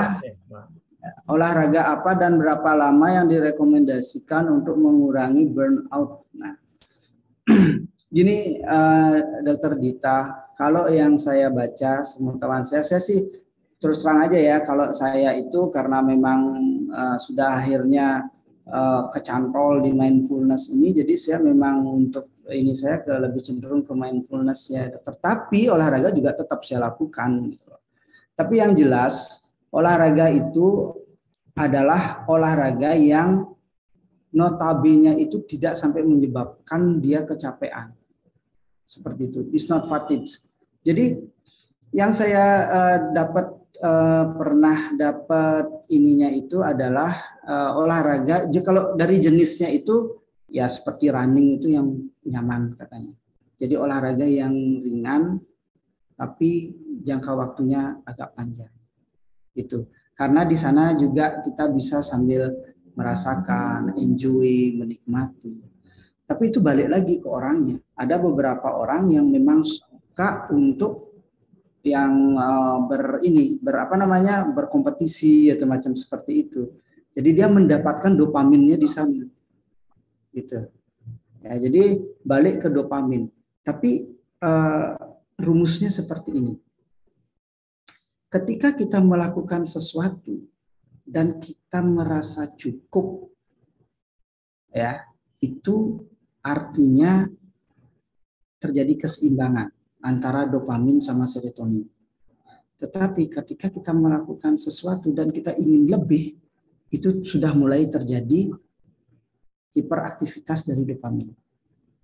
Contoh, segala. Kalau kita main game, paling gampang ya, nonton pornografi. Ketika nonton pornografi, ya saya kira ngomongin pornografi itu kita sekarang sudah kayak ngomongin ini aja ya, tapi memang kenyataannya seperti itu, apalagi dengan ada VPN dengan itu sangat mudah kali kita mengakses itu pasti kan kita ingin lebih dan lebih. Itu dopamin hiperaktivitas. Jadi akan memunculkan masalah selanjutnya. Tetapi begitu kita melakukan sesuatu dan kita merasa, oh this enough, and that's it. Listen to your body. Itu sih yang paling yang bisa saya jawab. Mungkin ya Dr. Dita, mohon maaf kalau ada kekurangan. Oke. Baik ya. Jadi bisa ya olahraga lari gitu ya. Tapi kalau larinya dipaksa konsulen juga susah ya. Konsulen maksa lari itu akan susah. Baik, ini ada pertanyaan berikutnya dari Dr. Irfan nih. Bagaimana cara kita menghadapi kondisi saat kita sedang melakukan suatu kerjaan, misalnya sedang bius. Ternyata kita menemukan kondisi di luar planning yang sudah kita siapkan. Kita stres dengan kerjaan itu dan kita tidak mungkin meninggalkan kerjaan tersebut saat itu juga. Maksudnya melarikan diri ini. Ya, ini mirip-mirip dengan pertanyaan Awanda mungkin sebelumnya. Nah, saya kira sih jawabannya ini lebih mirip ke jawabannya ke Dr. Arwan ya tadi ya, Dr. Arwan ya. Jadi lebih cenderung ke sana. Jadi be there. Jadi adalah suatu hal yang sangat jadi suatu hal yang sangat normal. Orang itu akan berpikiran macam-macam. Maksudnya macam-macam muncul pikirannya. Oh, ini sekarang harus ke sana, harus ke sini, harus ke sana. Tapi harus ingat, yang terpenting itu adalah momen saat ini. Itu kenapa disebut present. Yang lalu disebut past. Masa depan disebut future. Masa sekarang disebut present. Kenapa disebut present? Karena ini hadiah. Masa depan itu nggak tahu kita akan terjadi atau tidak. masa lalu nggak mungkin bakal diulang kan, nggak mungkin diperbaiki, itu udah terjadi. Yang sekarang inilah yang harus kita nikmati karena ini present, hadiah gitu. Kalau saya sih cenderungnya lebih itu, be here, apa yang terjadi sekarang di sini, be there gitu. Sih kalau saya sih jawabannya seperti itu ya Bang Jo ya. Mohon maaf kalau ada kekurangan atau ininya. Baik. Selanjutnya mungkin ada ini dari Dr. Henry Agus ya. Bagaimana kalau Residen menjadi konsulen yang unik, yang menimbulkan stres luar biasa? Karena kita ketemu guru-guru tersebut sepanjang sekolah, mohon trik dan tripsnya dok. Ini jadi sharing. Nah, silakan ini. Kalau Dr. Krisna ini masuk konsulen yang unik juga ini. Gini deh, kalau saya ya kan ini mohon tips and tricks ya. Jadi tidak ada suatu jawaban benar atau tidak ada jawaban salah ya deh ya. Kalau kita terus terang aja, gini, manusia itu, ya, kalau saya selalu melihat masyarakat atau seperti itu, kita bisa membagi. Kalau saya itu selalu melihat secara garis besar itu membedakan manusia itu menjadi 3. Dia religius, samanis, atau dia itu sosial. Kalau orang-orang atau kita melihat dia cenderung menjadi orang yang sosial, ya, maka bekerjalah atau kalau berhubungan dengan konsulen itu berhubunganlah dengan konsulen itu secara sosial. Secara sosial ini adalah secara ilmiah, segala sesuatunya berhubungan secara ilmiah. Tapi kalau dia itu orangnya samanis, yaitu orangnya yang percaya dengan hal-hal yang notabene agak gaib-gaib dikit atau macam seperti itu, begitu juga caranya kita mendekati. Maka kita akan berada di level yang, maksudnya di frekuensi yang sama. Jadi usahakan untuk samakan frekuensinya. Seunik apapun, pasti kita akan dapat frekuensinya karena adaptasi manusia itu sangat luar biasa. Yang sering menjadi permasalahan itu adalah ketika kita itu tidak bisa menerima orang berbeda dengan kita.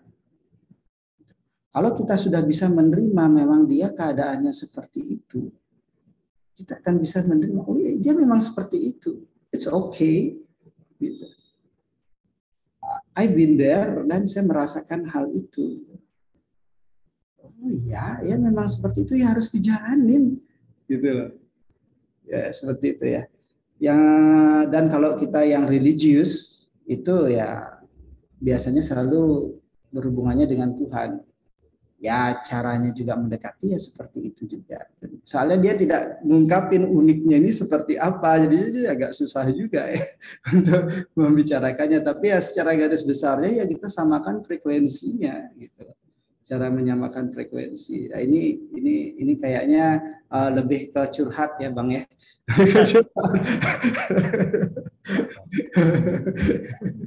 Aduh, mohon maaf ya adik-adik, ini kan gini ya, interaktif talk ya, jadi nggak ada benar, tidak ada salah ya. Ya, memang tidak ada benar dan salah di sini. Baik, pertanyaan selanjutnya nih, apakah kiat-kiat kita untuk mengubah stres menjadi stres yang positif dan tidak terjadi burnout, terutama pada saat menjalani PPDS yang tingkat stresnya tinggi, ya? Ini suatu pertanyaan yang sangat bagus sekali ya Dr. Doni ya. Terus terang, mungkin masih bisa ya yang ini ya di share ya. Oke. Ke ini ya. Nah yang ini. Hemostasis. Semakin bagus hemostasis tubuhnya kita, maka stres-stres yang muncul itu akan semakin banyak dia menjadi eustress. Hemostasis ini.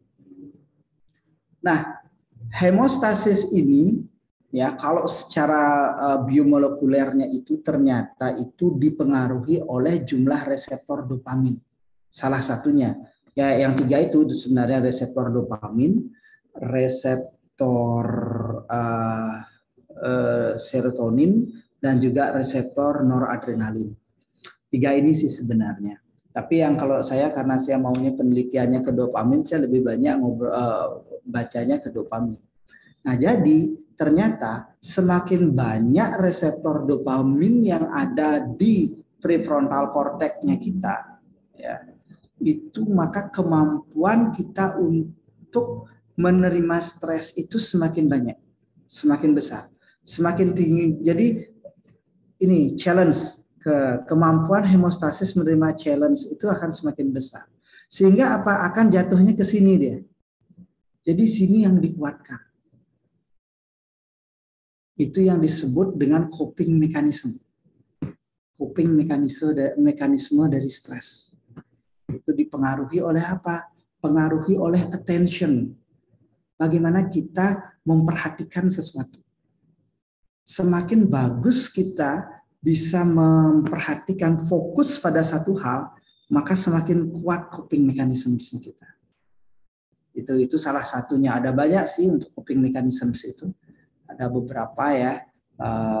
Ada yang emotional coping mechanism dan lain sebagainya. Jadi ini jawabannya. Perbaiki hemostasis. Bagaimana kita membentuk hemostasis ini menjadi lebih kuat? Ya macam-macam. Ya be there. Kalau misalnya di dunia anestesi ya kita harus ambil pasien, jangan lari dari pasien. Gitu. Tetapi kita lihat-lihat juga. Contoh nih, pertama mungkin ini pasiennya stressful banget, kita ngajak teman dulu. Atau kita kalau sebagai residen konsul dengan baik, tanyakan dengan baik. Ketahui penyakit ini apa aja kemungkinan yang terjadi. Gitu. Itu akan membentuk hemostasis itu. Jadi ini yang disebut dengan coping mechanisms yang mana kita bisa melawannya. Coping mechanism dengan dimana hal yang kita lakukan itu kita tahu apa yang akan kita kerjakan. Caranya apa? Dengan belajar lebih banyak, tahu kasus lebih banyak, variatif kasus lebih banyak. Sehingga muncul kepercayaan diri. Di sinilah muncul dia hemostasisnya jadi lebih baik ya. Ya gitu. Oke. Baik. Itu saya jawab. Ya, jadi stres yang dihadapi pada waktu residen ini mungkin dalam rangka membentuk homeostasis ya, nanti supaya dia jadi dokter anestesi yang banyak dopaminnya lah gitu ya. Reseptor Bang. Reseptornya ya. Jadi bisa menghadapi stres karena stres itu lebih berat daripada stres yang saat pendidikan saya pikir ya. Ya, ini ada pertanyaan dari Dr. Faris nih. Apakah ada tanda-tanda refleks nih? Refleks ya untuk burnout dan gangguan mental lain yang membutuhkan bantuan profesional seperti psikiater dan tidak cukup dengan hanya exercise atau melakukan hobi. Oh, ini itu yang sudah berat kali ya? Iya, yang itu jawabannya Bang. Sudah mulai menggunakan penyalahgunaan opioid contohnya.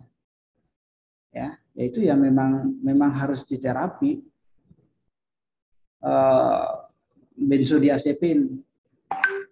Kemudian kalau burnout yang memang sudah seperti itu ya sesuai dengan gejala-gejala burnout yang tadi. Kalau yang sudah sampai red flag-nya itu ya, kalau saya sih nggak pernah membaca ini red flag yang harus seperti ini ya gitu ya, tapi ya disesuaikan. Kalau dia sudah depresi, sudah mulai kecanduan itu ternyata banyak loh Bang ya. Saya itu semakin saya banyak, maksudnya semakin saya sering ya baca-baca yang seperti ini, ternyata gula itu kecanduan yang paling parah. Bukan itu, tapi gula itu parah banget kecanduannya. Jadi kalau kita sudah mulai sering mencari makanan manis, nah itu sudah mulai tanda-tanda mengarah ke stres. Oh, gitu ya. Sweet. Ya, saya susah ya nggak mau untuk memperlihatkan ke sini ininya, tapi itu datanya sudah mulai sweet gula. Itu kenapa di negara-negara tertentu itu bahan makanan yang ada di sana itu dia batasi kadar gulanya, Pak. Oh. Coba Abang cari, saya langsung aja bicara ya Jepang contohnya. Dia batasi kadar gulanya untuk makanan-makanannya dia.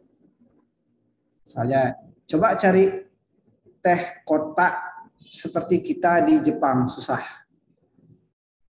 Yang manis itu loh, yang manis itu susah. Jadi dia karena gula itu katanya salah satu faktor yang addicted gitu, yang menyebabkan addicted gitu. Dan itu stress releaser awalnya, tetapi kalau terus dia digunakan sebagai stress releaser terjadi hiperaktivasi dari dopamin D5 jadinya, mengarahnya ke sana. Sama kayak main internet, video pendek itu loh. Kan sering tuh, nggak terasa sejam 2 jam ngelihat video pendek itu kan, itu dopamin releaser itu deh. Terus dopaminnya dikeluarin, lama kelamaan kalau terus dopamin itu di push untuk keluar, maka reseptornya akan berkurang, akan mulai berkurang deh. Konsentrasi biasanya akan kurang bagus. Itu sih kalau saya menghubung-hubungkan ya. Jadi kalau sudah mulai ngobrolin masalah itu ya. Kalau misalnya menyatakan bahwa reseptor dopamin yang kurang itu menyebabkan perhatian turun, itu memang ada penelitiannya. Itu memang ada penelitiannya. Tetapi yang kalau misalnya ini kan saya coba menghubungkan jadi kecanduan. Kalau misalnya kecanduan itu memang ada penelitiannya bahwa reseptor dopamin D5-nya yang rendah dia. Rendah sehingga terjadi hiperaktivasi dopamin pada reseptor D5-nya itu. Sehingga canduanlah dia. Makanya salah satu terapinya ya macam-macam ya, kayak terapi yang lainnya. Itulah intinya, kan psikiater yang lebih tahulah untuk seperti itu. Baik. Tapi kalau dokter anestesi itu kan hobinya minum kopi itu. Yang ada gulanya itu nggak ada hubungannya stres ya, atau bagaimana itu? Kalau kopi itu yang dicari itu sebenarnya kafeinnya, Bang. Nah, ini agak susah sih saya sebenarnya ngomongnya ya, Bang ya. Tapi ya saya juga takut juga ya, karena nanti dipotong videonya jadinya menjadi video pendek, itu mengerikan juga ya. Nanti kena somasi. Tapi ya, terus terang aja yang dicari itu sebenarnya efek kafeinnya, Bang. Ya. Itu membantu sebenarnya. Dia membantu concentration pada tahap tertentu. Konsentrasi ya. Baik. Gitu. Ada manfaatnya berarti ya. Iya, memperbaiki efek itu ya. Dan yang paling ya gimana ya, sebenarnya ini harus smart banget ya kalau yang menerima informasi ini ya. Yang paling itu adalah yang NIT. Nah, itu memang benar-benar dia memperbaiki. Jadi ketika reseptor itu dirangsang, maka dia langsung akan memperbaiki reseptor-reseptor yang lainnya. Jadi reseptor serotonin, reseptor dopamin, noradrenalin, semuanya itu akan diperbaiki sama dia. Makanya kalau orang yang suka mendapatkan N itu ya, saya nggak mau bilang namanya, nggak enak, itu biasanya lebih rileks deh. Pasti rileks. Makanya kalau udah itu pasti rileks deh. Dan kebanyakan orang-orang dengan pekerjaan yang stresornya tinggi biasanya melakukan itu. Ya, mungkin kita cari N ini apa lah nanti ya. Kita lanjut ke pertanyaan berikut. Mungkin kita punya waktu sampai jam 19. Apakah ada pertanyaan silakan jadi burn? Iya. Ada orang yang stres gitu loh, mudah stres gitu. Apa ini terjadi burnout atau apa itu? Iya, saya sih tidak mendalami sekali ya mengenai tipe-tipe kepribadian ya. Tapi ya kalau saya itu melihat tipe kepribadian itu ada di kolerik, kemudian pragmatis, itu yang saya sering pakai ya untuk melihatnya, kolerik, pragmatis, melankolis, sama sanguinis ya itu. Kalau ngambil dari sanguinis ya itu. Kalau ngambil dari itu, semua beresiko dengan burnout dengan mekanismenya masing-masing. Seperti itu. Jadi nggak ada hubungannya ya? Tetap dia berhubungan. Ya, tetap dia berhubungan dengan kemudahan terjadinya, dan juga berhubungan dengan bagaimana untuk mengatasi burnout-nya itu sendiri. Maksudnya mencegah terjadinya burnout itu sendiri. Baik, baik. Baik, ada pertanyaan selanjutnya yang ini. Tanya dong, Dokter Krisna. Oh ya. Sergio. Bentar teh. Ya. Ini saya senang nih diangkat nih topiknya. Dokter Krisna, tadi saya ini ya tadi saya terkesan tuh dari Dokter Krisna sempat kasih contoh apa niatnya mau lari pagi ya, mau cari dopamin, terus dipanggil Sito malah jadi stres gitu.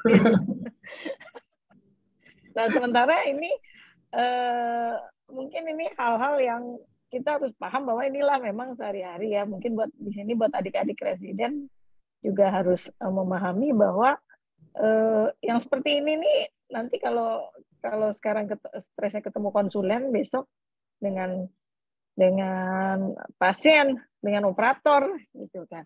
Ada nggak nih ya ini karena interaktif ya, ada nggak kira-kira nih apa yang pernah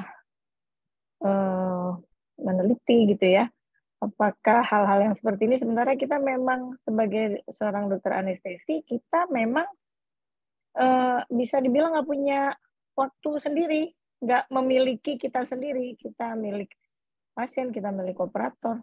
Nah, ada nggak sih yang meneliti atau ada nggak sih komentar nih dari Dokter Krisna, apakah bekerja secara tim gitu, secara tim apa ya, grup atau apapun itu lebih baik gitu dibandingkan kalau sendiri gitu. Karena kan kalau ambil contoh tadi ya lari, kalau kita ada tim kan udah siap nih, bahkan udah lari agak berapa langkah, ya sudah kita lanjutkan lari terus kita serahkan ke tim gitu aja sih, sekedar apa ya, menyampaikan pertanyaan apa saran. Gimana Dokter Krisna komennya?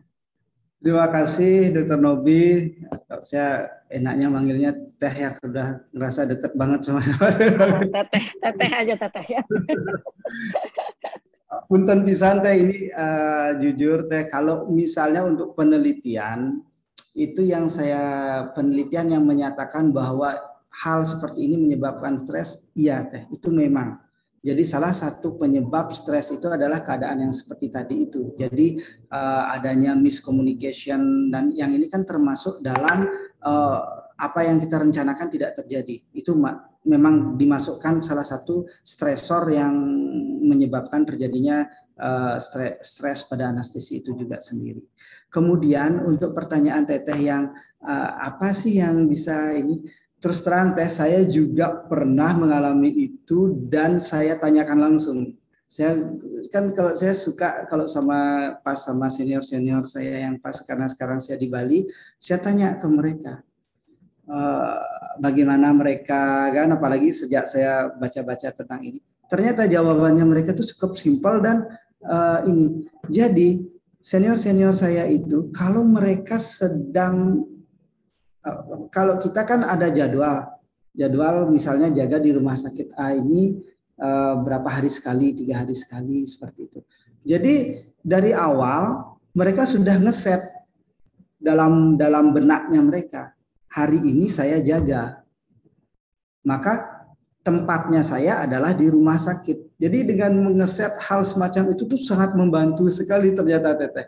Ya saya juga merasakan kayak gitu. Jadi begitu saya misalnya besok saya akan jaga di rumah sakit A, maka saya memang benar-benar memberikan waktu saya itu untuk rumah sakit A. Jadinya yang lain itu adalah yang nomor 2 gitu. Ya seperti itu. Jadinya ya balik mengatur waktu. Kemudian mengenai yang Teteh katakan tadi mengenai bekerja sendiri atau grup, ya saya kira itu semua pasti ada positif dan negatifnya Teh.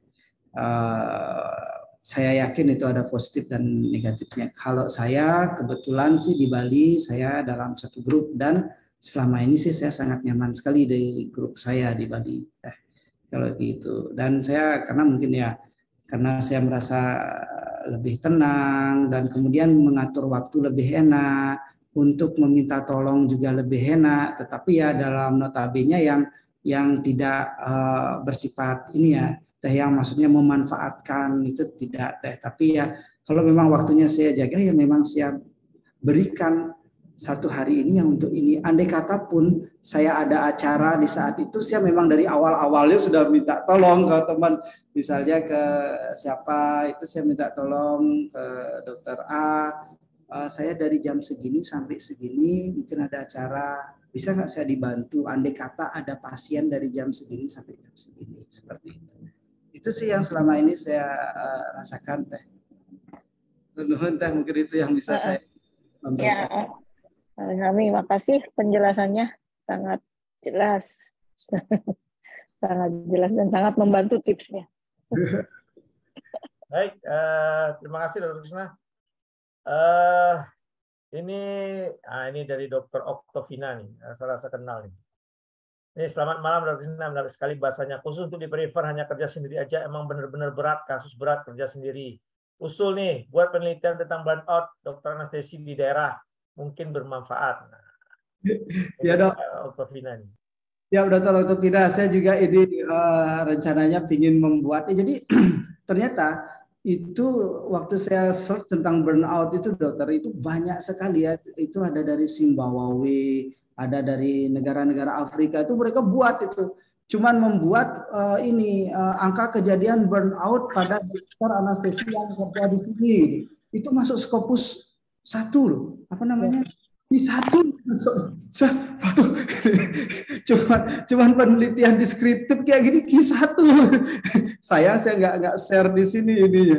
Di Q1 ternyata hal-hal semacam ini nih banyak orang itu di luar tuh mereka mulai mikirin tentang burnout ini gitu. Ya. Karena itu hubungannya dengan pasien safety sebenarnya.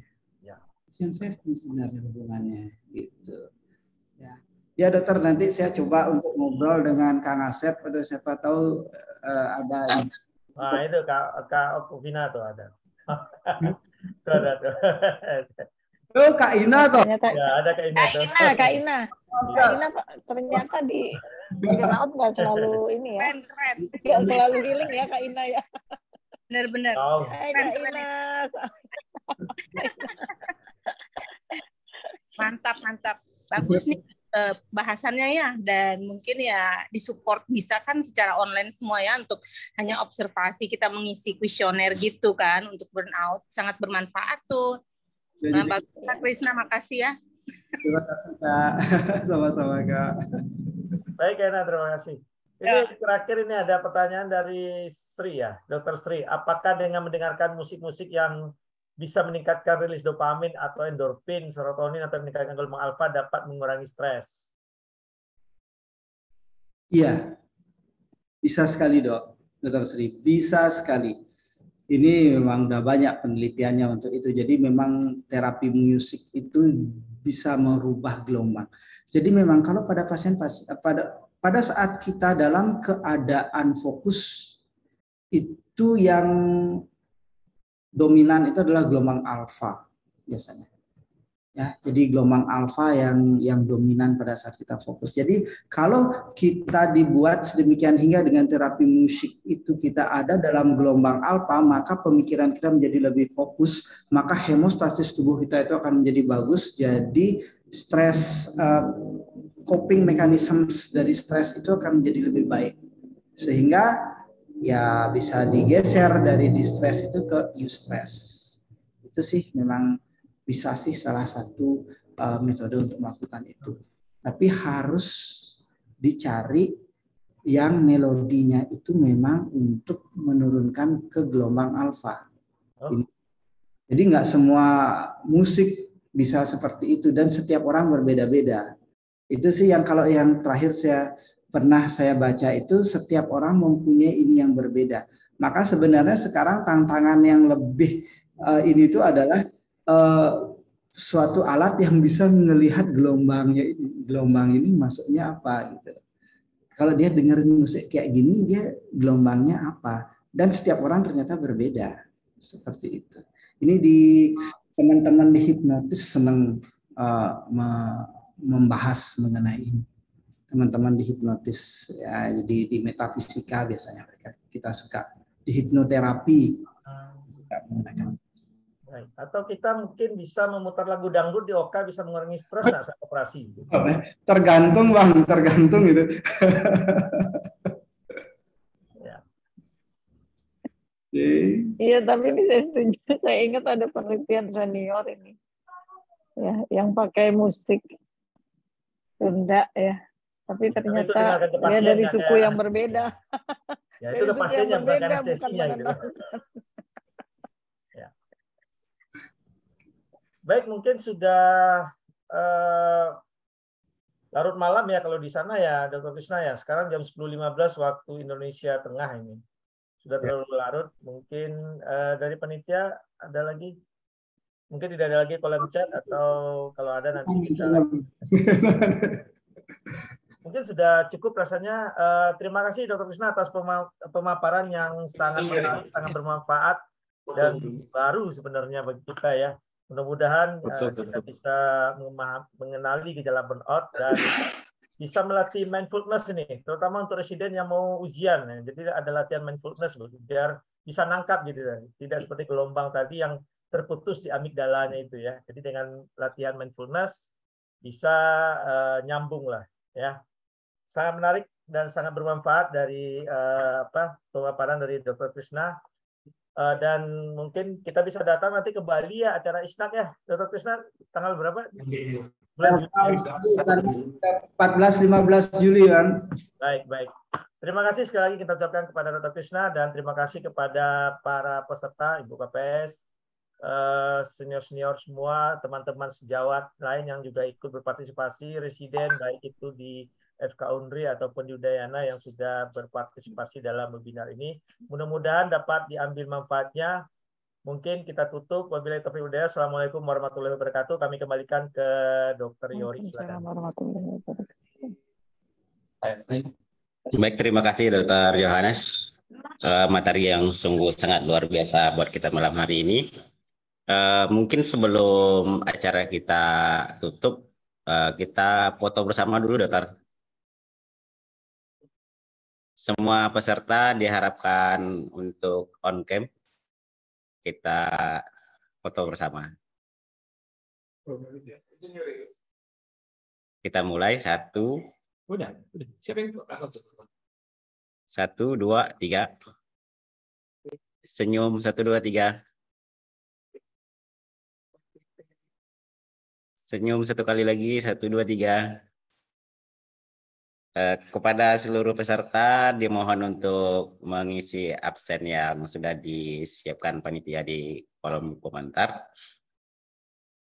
Akhirnya tiba pada penghujung acara. Terima kasih banyak kepada pemateri kita yang sungguh sangat luar biasa malam hari ini. Terima kasih kepada Dr. Krisna, terima kasih kepada Dr. Johannes, terima kasih kepada Dr. Novita, teman-teman sejawat semua atas partisipasinya pada saat malam hari ini. Atas kesalahan yang mungkin kami lakukan, saya selaku perwakilan dari panitia mengucapkan permohonan maaf yang sebesar-besarnya. Kepada seluruh peserta dan audiens diucapkan terima kasih sudah bersedia mengikuti acara Rinestesia pada malam ini.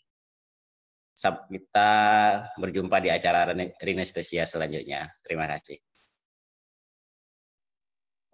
Selamat malam. Selamat malam. Terima kasih Dr. Yori, Dr. Johannes, Dr. Krisna. Terima kasih banyak. Terima kasih Dr. Novita. Ada materi yang bisa di-sharing nggak, Dr. Krisna? Nggak ada materi. Oh ya, nanti tak kirim share PDF-nya, Bang. Kalau ininya PPT-nya agak panjang karena ada banyak video-video gitu. Sama ya. Nanti PDF-nya saya share. Baik. Terima kasih, Dr. Krisna. Terima kasih, Dok. Terima kasih. Saya izin pamit dulu ya. Terima kasih. Ya, terima kasih Dr. Krisna. Izin juga. Terima kasih, Dok. Izin ya.